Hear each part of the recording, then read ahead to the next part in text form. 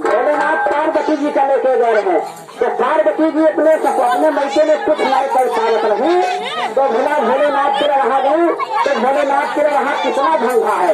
भोलेनाथ खाली एक ही चीज का खेती करते हैं, कई चीज का।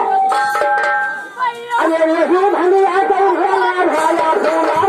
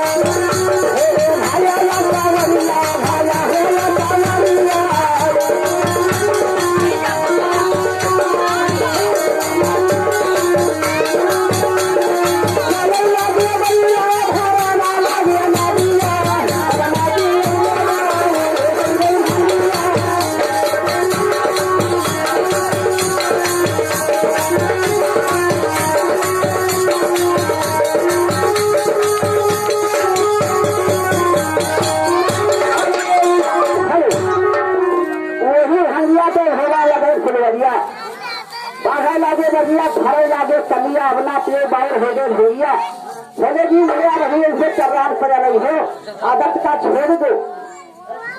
और क्या भागा अरे तुलसीदास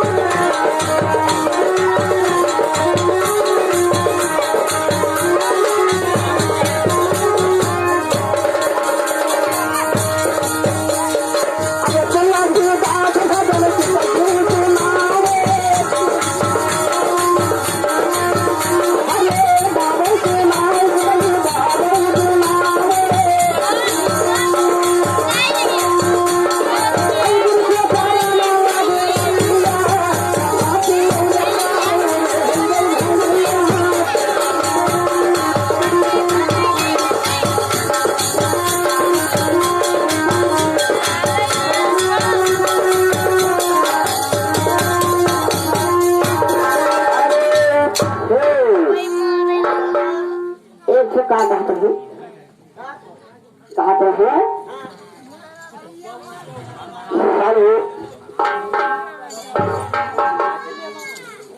अरे कथा मध्य भाई सही है, अरे कथा मध्य भाई सही है, अरे कीर्तन मापन सही मालिक दादा,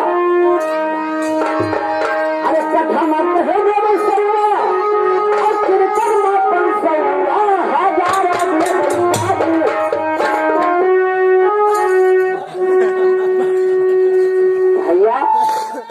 कीर्तन में देवे सौवा, कथा में हम सौवा कहना और कीर्तन में कहना पंसौवा कहना और क्या कहना। अरे कथा में देना सौवा और कीर्तन में पंसौवा, हजारा दिया बड़ी बाबू, हजारा दिया बड़ी बाबू, सब भजन नादगम कौआ हजारा